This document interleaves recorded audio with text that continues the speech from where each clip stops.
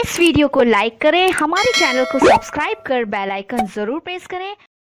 प्राचीन काल में शिव नामक एक धर्मात्मा और प्रजापालक राजा राज्य करते थे। राजा शिव अपने सत्य, धर्म और न्यायप्रियता के लिए पूरे संसार में प्रसिद्ध थे। वे सदैव अपनी प्रजा की भलाई और सुख संपत्ति के लिए चिंतित रहते थे। राजा शिव का यह सिद्धांत था कि जब तक उनके राज्य में कोई दुखी होगा, तब तक वे चैन से नहीं बैठेंगे। एक दिन राजा शिव अपने दरबार में बैठे थे।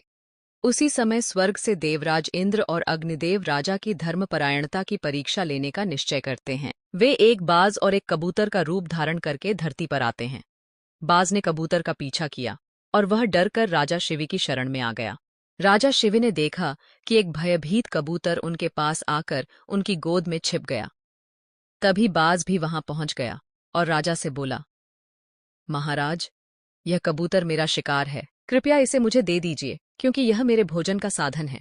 राजा शिव ने कबूतर की रक्षा करने का निश्चय किया और बोले, यह कबूतर मेरी शरण में है और मैं इसे तुम्हें नहीं दे सकता। एक शरणागत की रक्षा करना राजा का धर्म होता है।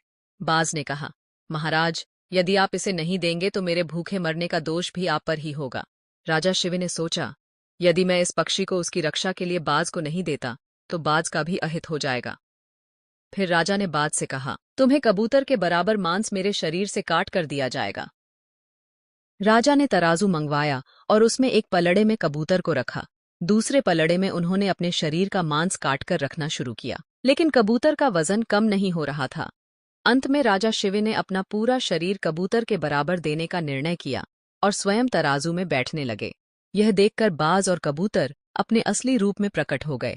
बाज देवराज इंद्र थे और कबूतर अग्निदेव। उन्होंने राजा शिव के इस अद्भुत त्याग की सराहना की और कहा, राजन, तुमने अपने धर्म और सत्य के पालन में जो साहस दिखाया वह अतुलनीय है।